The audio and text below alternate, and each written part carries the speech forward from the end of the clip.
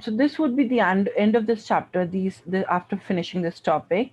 Okay, so large intestines, right? We already discussed about what is the function of large intestine. We discussed that, right? um, Large intestines, we don't have any enzyme produced in the large intestines, right?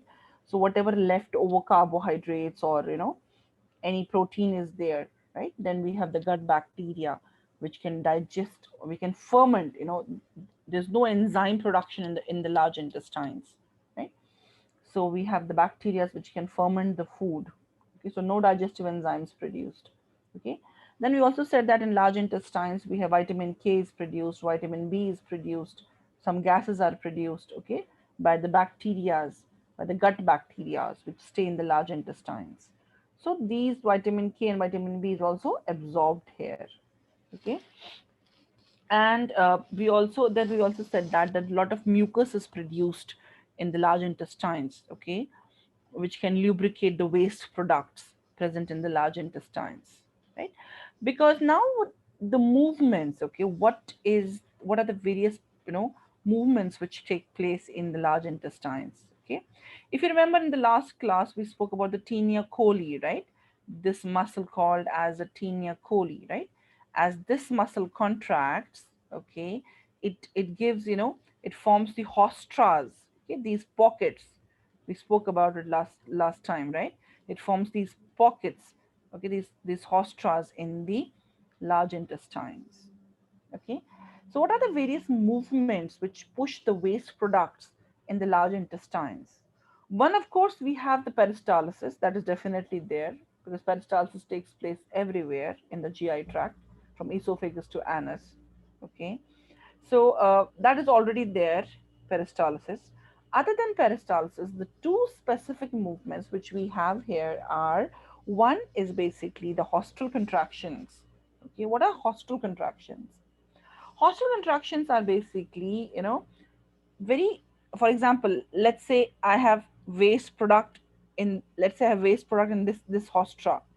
Okay, let's say we have waste product in this hostra, right? So as the waste is here, as the undigested waste is here, so this is going to expand a little bit.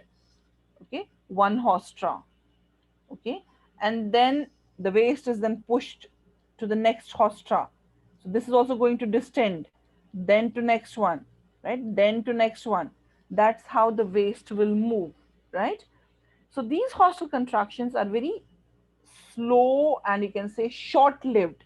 They'll be there for just few minutes. Okay, maybe for 1 minute. They will last for 1 minute, right? Or maybe 2 minutes, right? But these hostile contractions will occur every 30 minutes during the day. Okay, and pushing the food waste product here, here, here, here, right? So hostile contractions are more common in the ascending colon and in the transverse colon, here, here, here, here, here, here. Okay, so remember, the when the muscles contract, right? So these contractions are very short lived, 1 or 2 minutes, but they occur very frequently, every 30 minutes. Okay, now once the waste product reaches to this part, to the descending colon, what happens then? We have another kind of movement here called as the segmentation, or mass, you can say mass movement. Okay, what is mass movement? Okay, mass movement is when the contractions are very, these contractions, if you compare hostile contractions with the mass movement takes place, they they are longer, they're pretty much longer than the hostile contractions. They stay there for longer time. Okay, and they're also slow moving, but they're very powerful waves, very powerful contractions. Okay, and for example, if waste was here, okay, it's so powerful and it can send waste all together to this area, right, covering the larger area. Okay, but the difference of between the mass movement and the hostile contractions I told you these ones occur every 30 minutes. right? But the the the the mass movement, okay, it takes place only 3 to 4 times in a day, and especially when we eat food, okay, at the time of when we eat food or after eating food, okay. So you might feel that, oh, my tummy is paining, you feel like going to the washroom, right? So those are basically mass movements, and their function is finally to push the waste product where? Into the rectum. This is their function. Okay, so these are the two important contractions present in the large intestines. Okay, the mass movement and the hostile contractions. Hostile contractions are short-lived, occur for 1 or 2 minutes, okay, but are more frequent, occur every 30 minutes during the day, okay. And while as the mass movements are slower, okay, but very powerful contractions, okay, and they occur only 3 to 4 times in a day, especially after eating the meals. Okay, so this is the last slide which we had to discuss in the digestive system. With that, we finished the digestive system. Okay, any questions till now?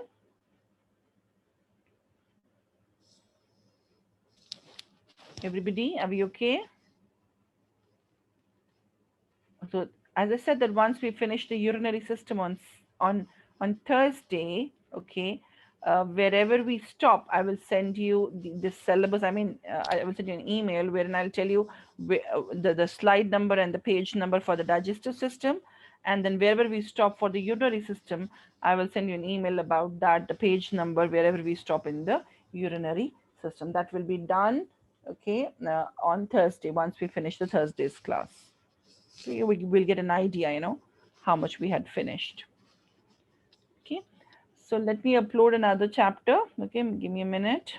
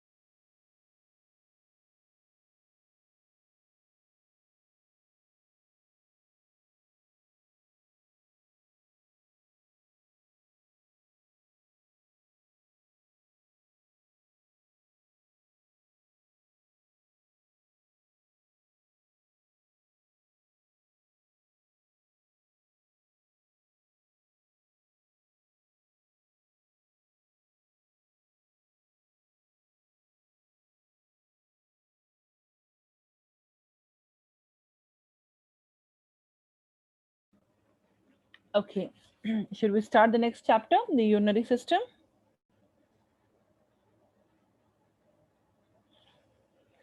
uh, okay, now tell me, what is the function of urinary system? What does it do? Why do we have this system in the body?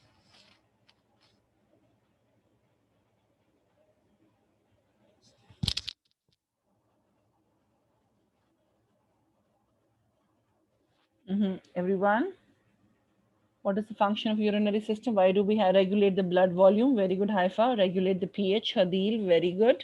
Absolutely, both of you. All right. Anybody else? Why do we have kidneys?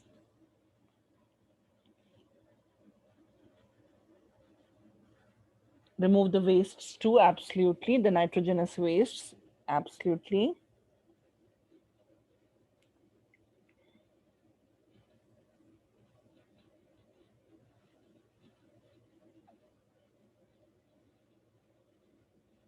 Mm-hmm.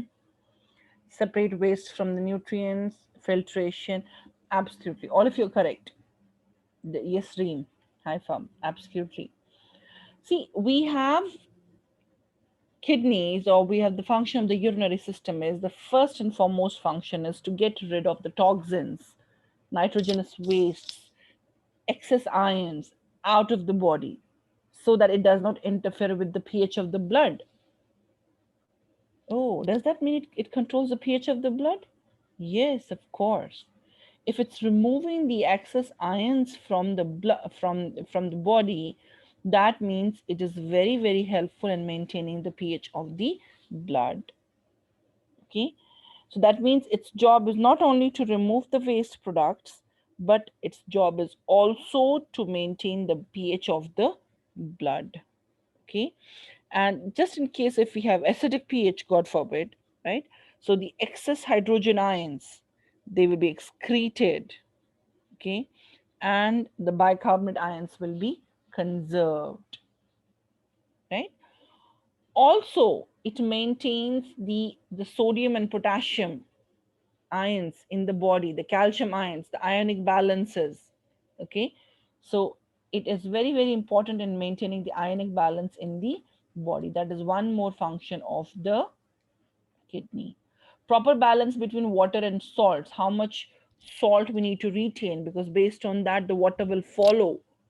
Based on solutes, the water will follow. Based on sodium, for example, the water will follow, right?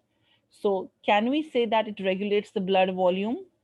Of course, right? If it regulates the amount of sodium, so water will automatically follow, right? So yes, it is very, very, kidney is very, very important in returning the water back to the blood, okay? And removing some through the urine, okay? And at the same time, we can't even have higher water level in the body. If we have more water in the body, which will increase the volume of the blood, the hypervolumia, and it will cause what? The high blood pressure, right? So yes, it can maintain the what? It can maintain the blood volume. So can we say that it maintains the blood pressure?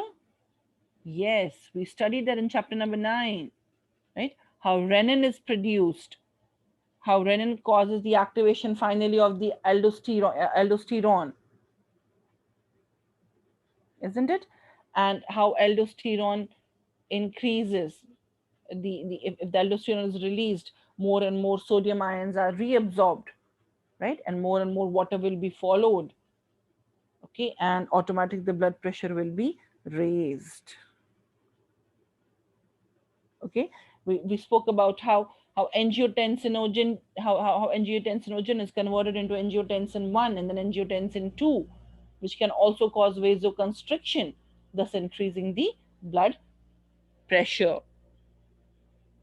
Okay, so yes, so it also helps in regulating the blood pressure. Okay, other than that, we also spoke about in chapter number 10 blood, right? It produces the hormone called as erythropoietin, which can stimulate the bone marrow cells to produce more and more RBCs. That is also the job of the kidney. And how can we ignore the vitamin D? The vitamin D is when by the action of sun, when it's produced in the skin, it enters into the blood, then into the liver, and finally the final activation takes place in the kidney, right? So yes, it's not possible. The vitamin D release is not possible unless and until we have a well functional kidneys in the body. And then, of course, last but not the least, removing the waste products is one of the basic functions of the kidneys, removing the foreign substances, drugs, toxins, right, out of the body. That is the basic function of a kidney. Now, we always start with the anatomy first and then we move on to the physiology. In the anatomy, we will talk about the kidneys, its internal anatomy, then we'll talk about the ureters, bladder, urethra, right? So we'll talk about the anatomy first and then the physiology, right? So these are the kidneys. Kidneys are retroperitoneal. If you remember, I told you last time. So there's the peritoneal membrane covering here, here. So the kidneys are behind the peritoneal membrane in the abdominal cavity, isn't it? And it is present where? It is present between what? T12 and L3 vertebra, and thus enjoys the protection over here. Look at this. The floating ribs are protecting the kidneys from the back. Okay. And we also know that the right kidney is slightly lower than the left kidney, because on the right hand side we have the liver. Liver is the largest gland of the body. Because of its lobe, right, we have the right kidney, slightly lower than the left one. Throughout the day, okay, our kidneys, they filter almost 200 liters of blood in 24 hours, but out of that only 1 to 1.5 or 2 liters of the urine is excreted from the body.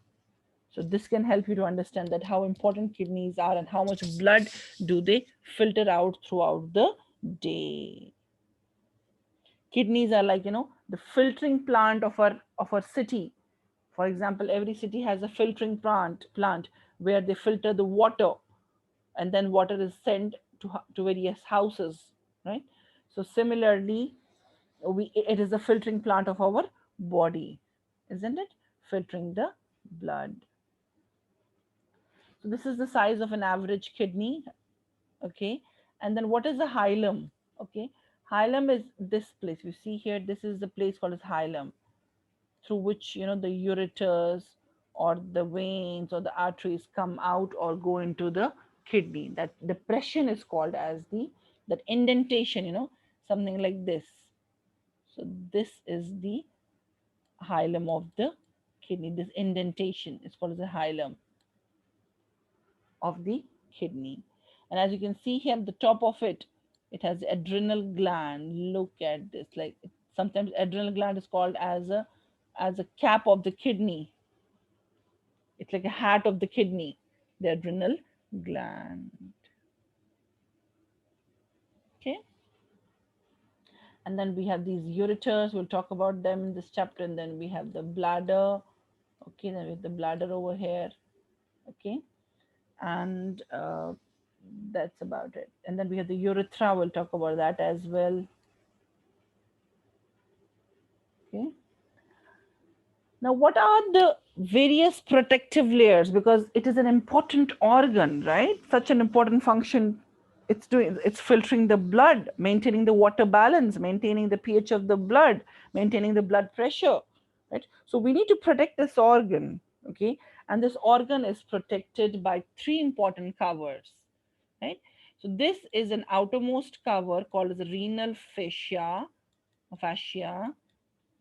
This is an outermost cover, which basically is made up of a connective tissue, okay, and helps in the attachment of the kidney to the body wall. Very important. So as we are moving, we don't see kidney is also moving. Oh my God, it was on the right hand side, now it moved to the left one. No, it stays at its own place because it's attached by the renal fascia, which is the dense connective tissue. Then perirenal fat. Why do you think we need fat for the kidney? We need to protect the kidney against various blows and punches, God forbid, right? So your kidney is literally surrounded by a big, big fatty layer, okay? So it has a big chunk of the fatty layer around it. So we call that as a perirenal fat capsule, okay? It cushions the kidney against various blows or, God forbid, any accidents.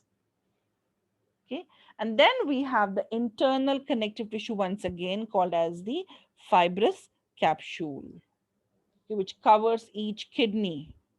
Okay, it basically kind of, it gives shape to the kidney. It covers the kidney and gives shape to the kidney and does not allow the microorganisms to enter into the kidney. Right? These are the three layers which are present around the kidney. I started with the superficial one, then the middle one, and then the lowest of all, which hugs the kidney. Isn't it? Any questions till now? Are we okay till now, ladies?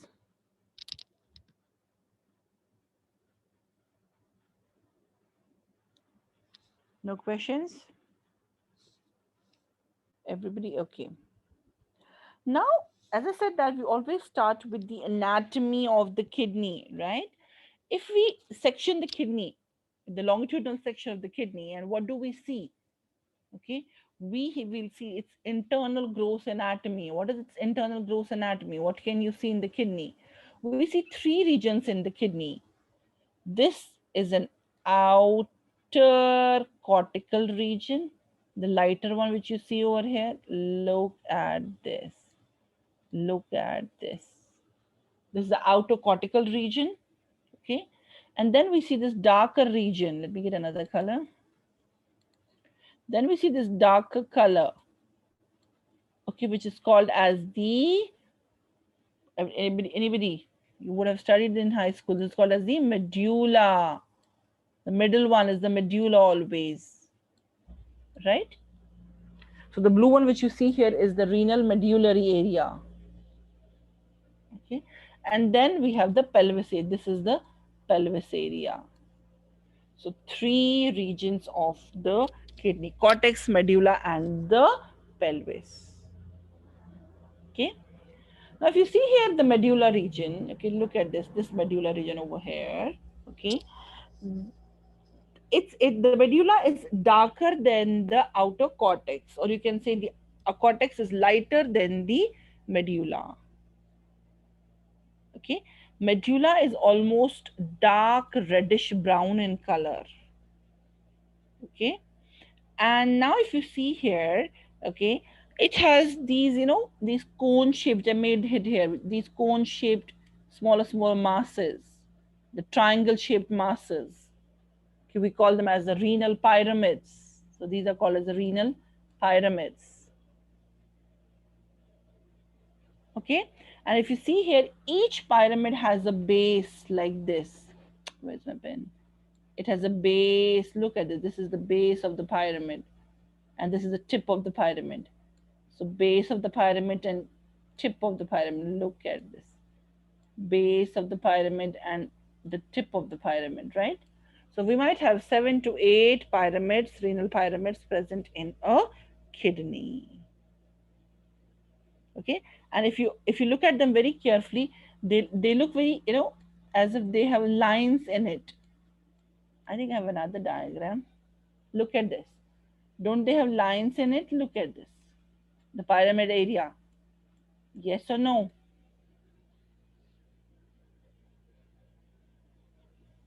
Yes.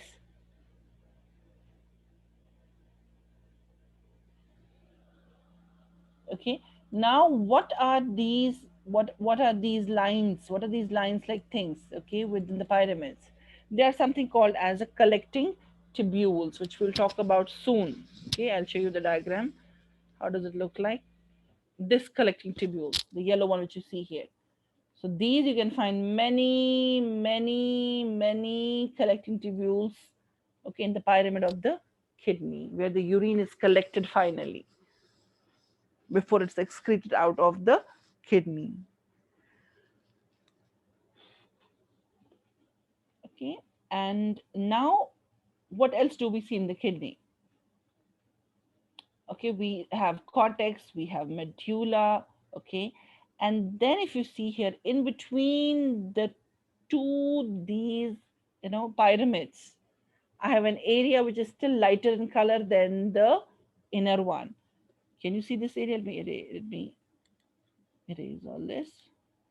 Can you see this area, ladies? This area, this area, this area. Okay, this is called as a renal column. What is it called? Renal column. Okay, they are basically extensions of the cortical tissues. And then we have a very important organ called as the renal pelvis. The pelvis is basically, this part is called as the renal pelvis. This one. Okay. So it is like, a tube shaped organ. Okay. Where you can see here, we have something called the major calyx or calyces. Look at this. This one is a major calyx. And then we have minor calyces also. Okay, there are many major calyces or many major, minor calyces. Okay, their main function, what is the function of each of them? The function is to collect the urine. Did you understand? The major calyx and minor calyx has, they collect the urine. For example, if these are tubules here of the nephron, the urine is collected from all the tubules, it's brought into minor calyx, then the major calyx. Then the major calyx forms the ureter, and then after ureter it goes down in favor of the gravitational pull. Okay, that was about the renal pelvis. Okay, look at this. Any questions about it till now? Are we okay? Yes, ladies? All clear. Okay. Now we'll talk about the blood supply. Okay. When we say blood supply of the kidney, what does it mean? Okay. It means that how blood is sent to the kidney, because ultimately, what is the function of the kidney? Ultimately, the function of the kidney is to filter the blood, because it's continuously filtering the blood, continuously cleansing the blood, okay, continuously adjusting the composition of the blood.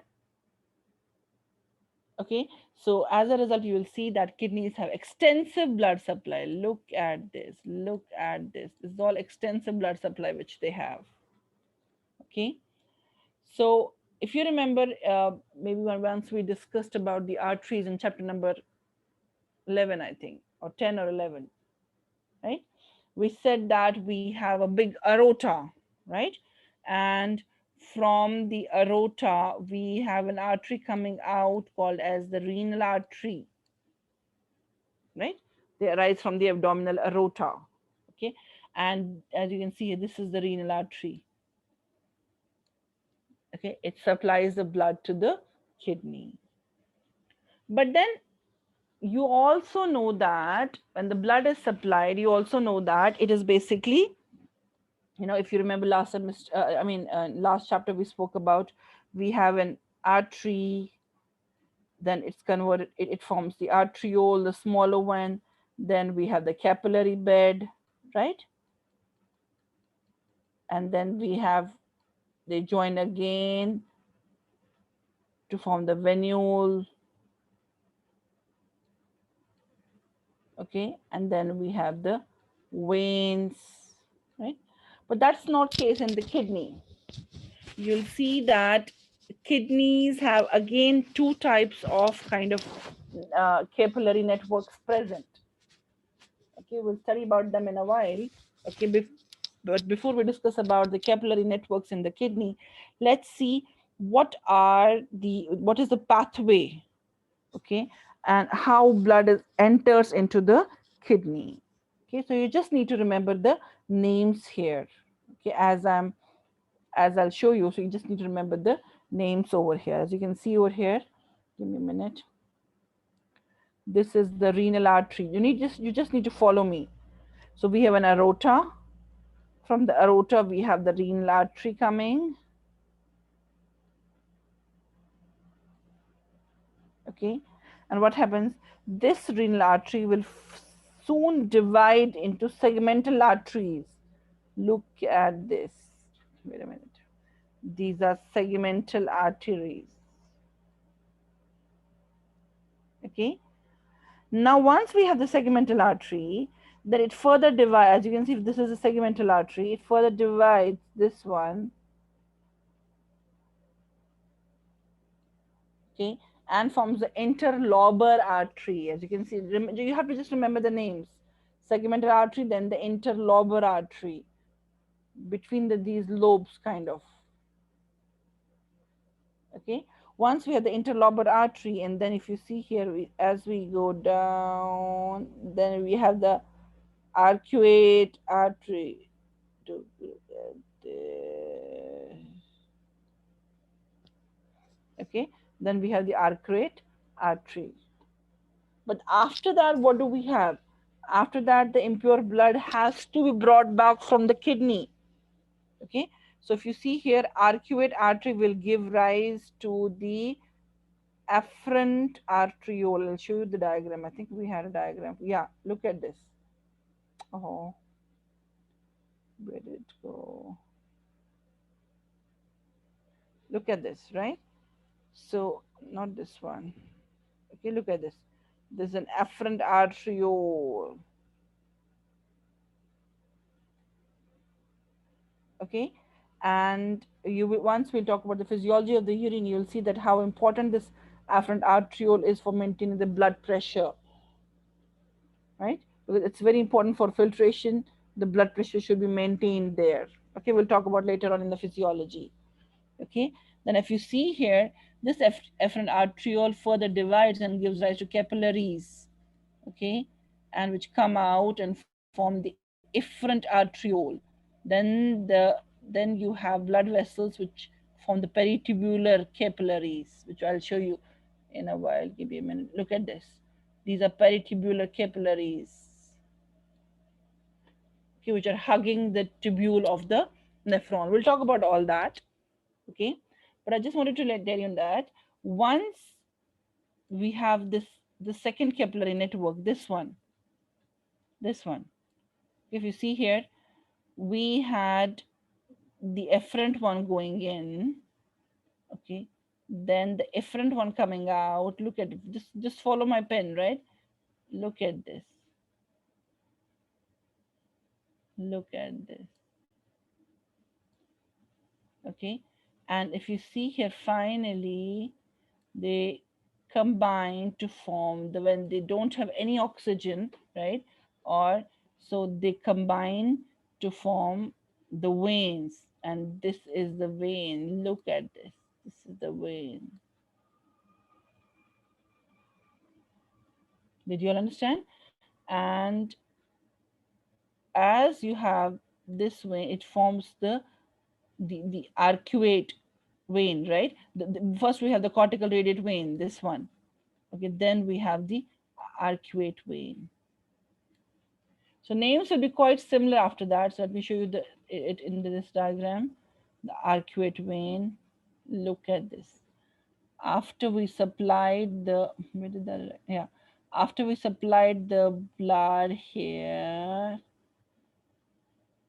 okay, the blood is brought back, okay, and then we have the names again, same. Then we have the arcuate vein, same as an arcuate artery, interlobar artery, interlobar vein. Let me erase this so you can identify it. Interlobar vein. Look at this between these two, right? Between these two lobes. So interlobar artery, sorry, vein. After interlobar vein, and if you see here, the blood straight away goes to the renal vein. So do we have anywhere segmental veins here? Names are almost similar for the arteries and the veins, except you need to remember the exceptions. What is exception here? Do we have a segmental vein here? Yes, ladies? Is there a segmental vein present? Of course not, right? So you have to remember there's no segmental vein over here, okay? And then, can anyone tell me from the renal vein, where does this blood go? The deoxygenated blood, where will it go? This blood.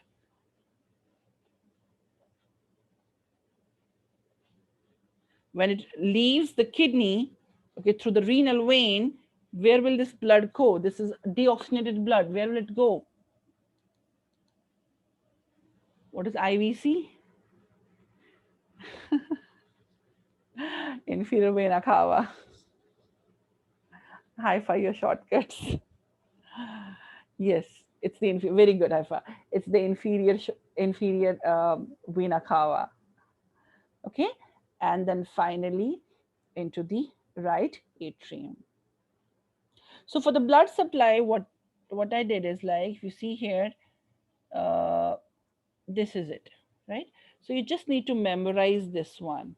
Okay, so we have the aorta giving blood to the renal artery. Then we have the segmental artery. We have the interlobar artery I showed you on the diagram, arcuate artery, cortical radiate artery, efferent arteriole, right?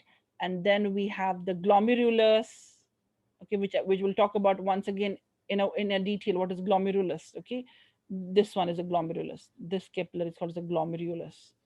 Okay, and then we have the efferent arteriole. So then blood goes to the peritubular capillaries. Peritubular are this one. Where did it go? Peritubular. Yeah, look at this. These are the red ones which you see here. Okay, so so once you have the peritubular, okay, capillaries, then you have the cortical radiate vein. Okay, what happened after that? You have the arcuate. Where did it go? Arcuate vein, and then we have the interlobar, right? Arcuate vein. There's some problem with my this.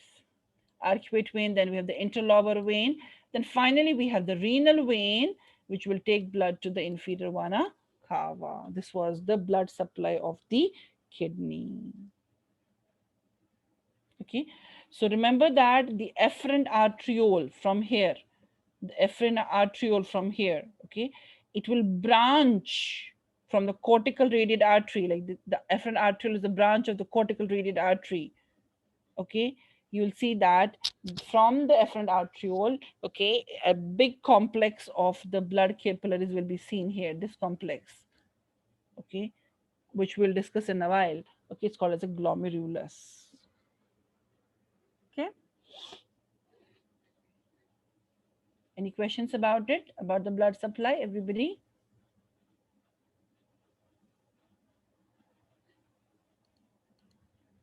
Okay, okay.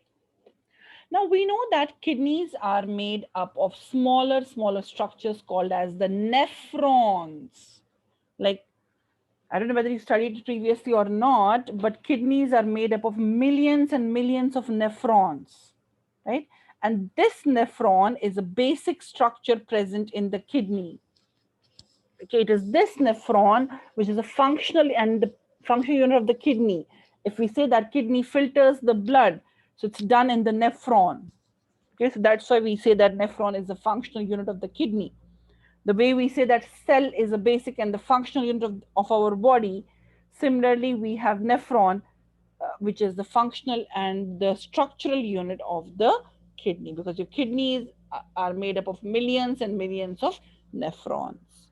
So before we start discussing the physiology, we need to know the structure of this nephron. How does it look like? What is it made up of?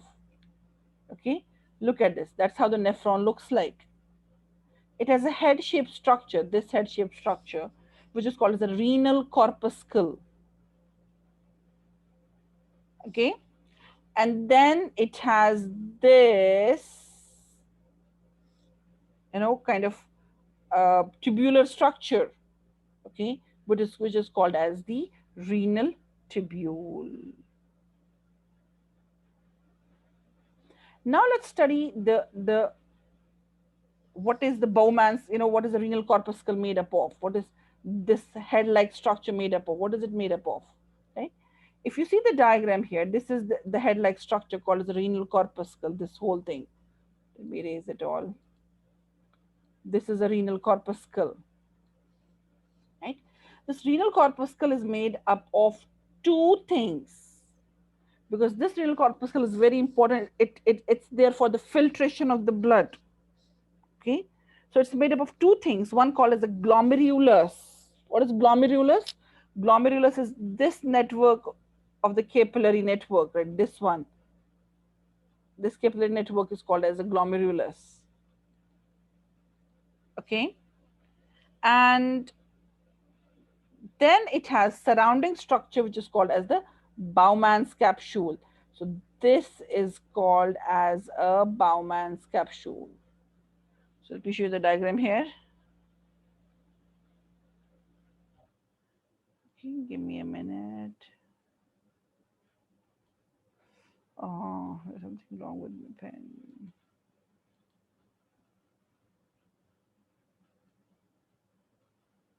See, this is the Bowman's capsule.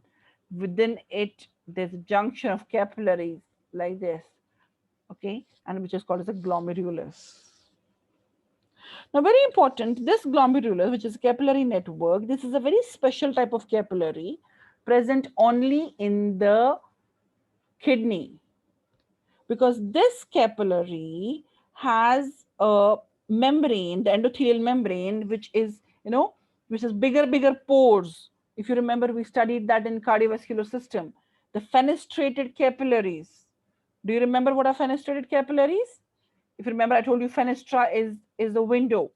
So the capillaries will be what? Very, very permeable. The fenestrated capillaries. Look at this. Look at the hole present between the two epithelial cells. Look at this. How far they are from each other. Okay.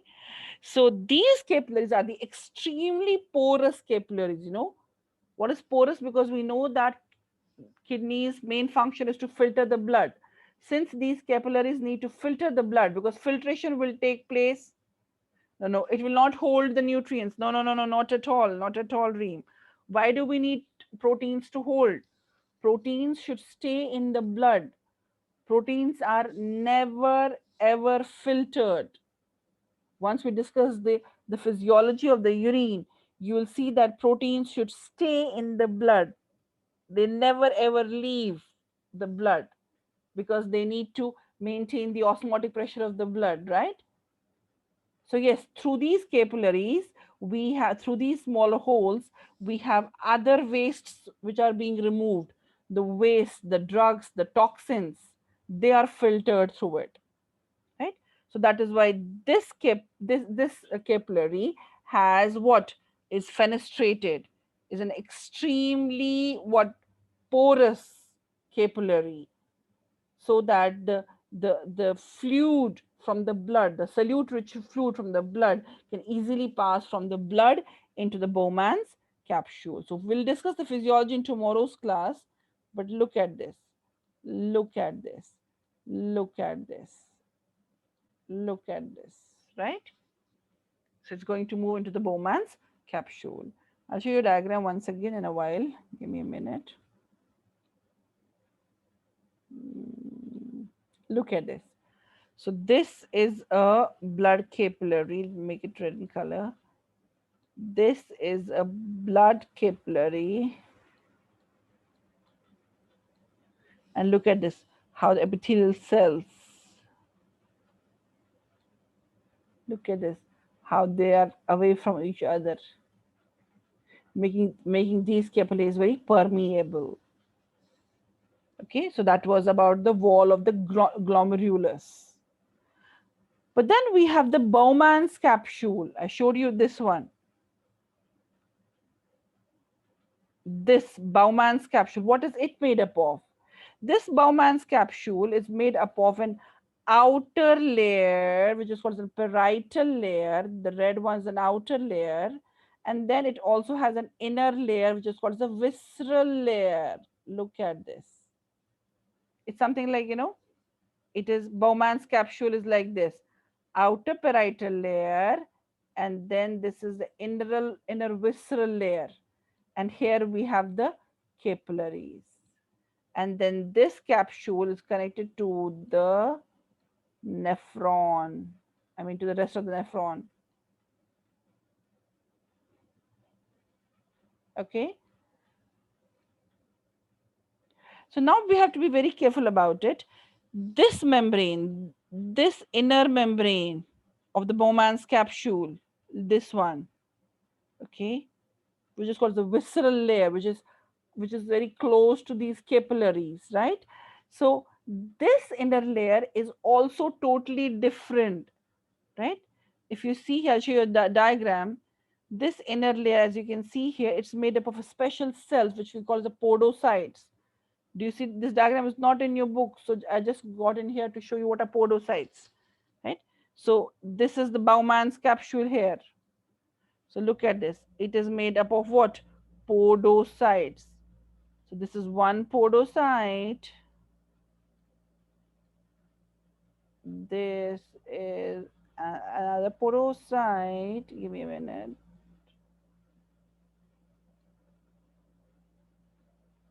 Okay, and then you will see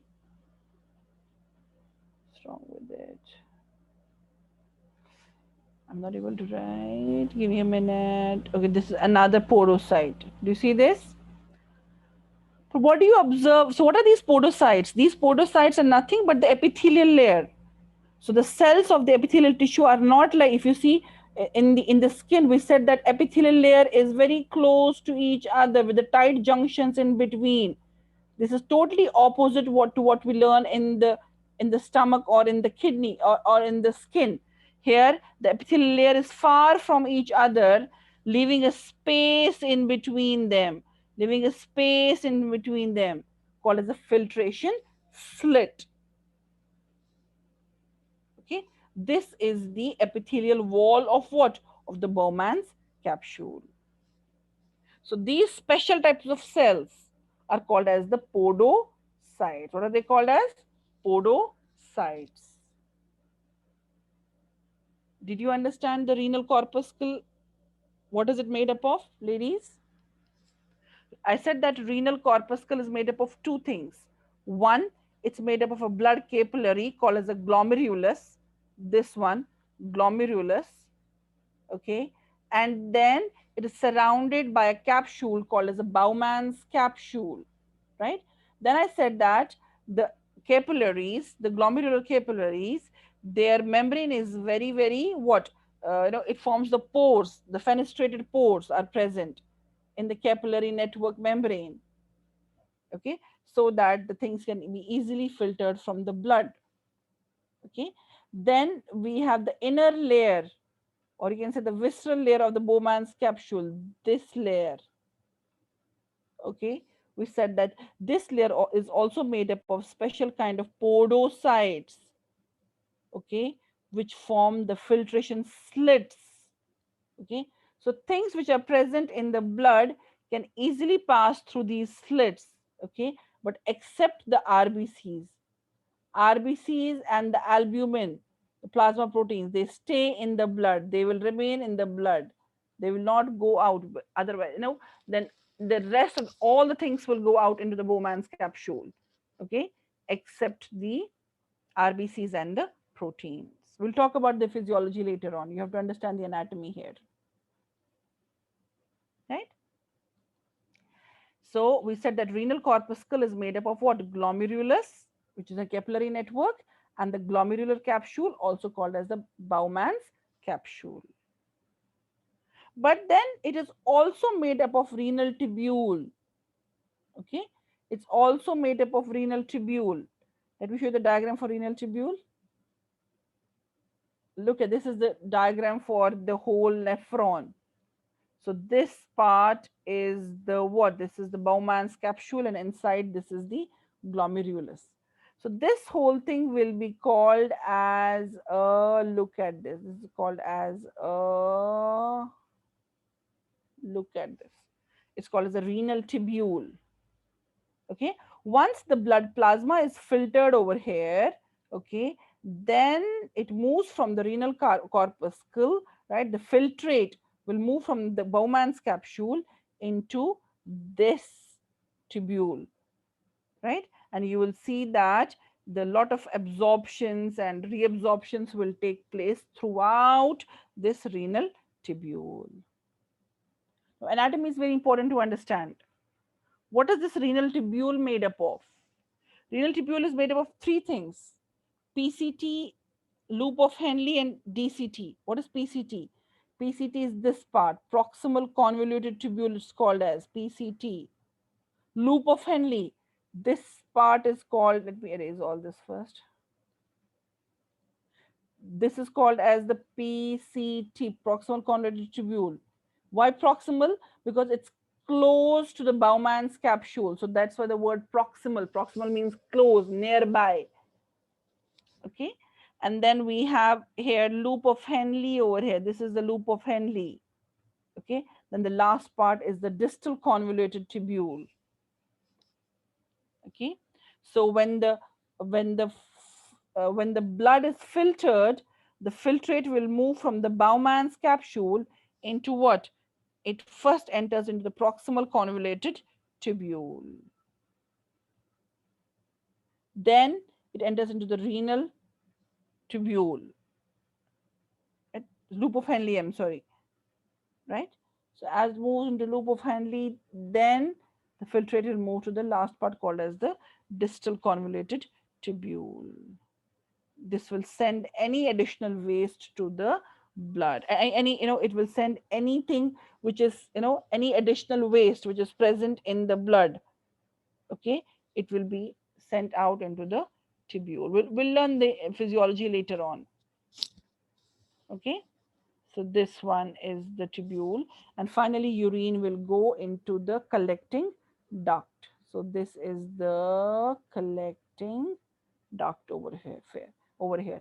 And from the collecting duct, if you go back to the kidney, from the collecting duct, the urine passes into these what calyces, the minor calyx. From the minor calyx, the urine passes into major calyx. From the major calyx, it passes into what? The renal pelvis. It passes into the ureters and then it's sent out of the body. Did you all understand the structure of the nephron, everybody? Yes, ladies? Any question about the nephron? We just said that kidney is made up of plenty of nephrons, and each nephron is made up of two parts: the renal corpuscle, which is this part, okay, and then the renal tubule, which is that, the tubule part over here. Then we said that renal corpuscle is made up of two parts, one called as the Bowman's capsule and the inner one capillary network called as the glomerulus. Okay, we said that when the filtrate moves from the capillaries into the Bowman's capsule here, let me get another color. If the filtrate is here in the surrounding Bowman's capsule, the filtrate will move into the proximal convoluted tubule, then the distal one, then the loop of Henle, then the distal one, and then finally it goes out into the collecting duct. Okay, and then we said that here we have the membrane is very simple. If you see, we have the slits here present between the epithelial layer of the Bowman's capsule, so that things can be easily filtered, right, from the blood. So things can be easily filtered except what? If you see here, except, let me get another color, except RBCs. They're too large, they cannot pass through these pores. Or maybe plasma proteins, and they are also too large, they cannot pass through these pores or through these slits. So except RBCs and the plasma proteins, most of the things will be filtered out, and then we will talk about in tomorrow's class how they will be reabsorbed back in. So we'll stop over here.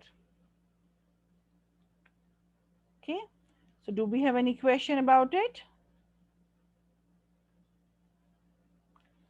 Are you all okay? So we finished just the anatomy of the nephrons, and tomorrow we'll talk about what are the various types of the nephrons, and we will also discuss the physiology of the urine formation.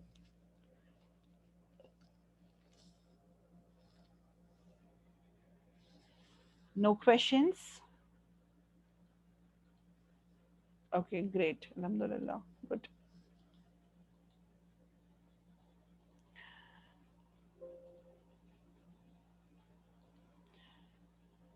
So you all understood it. Okay, so okay, then have a wonderful day ahead. Bye bye, everyone.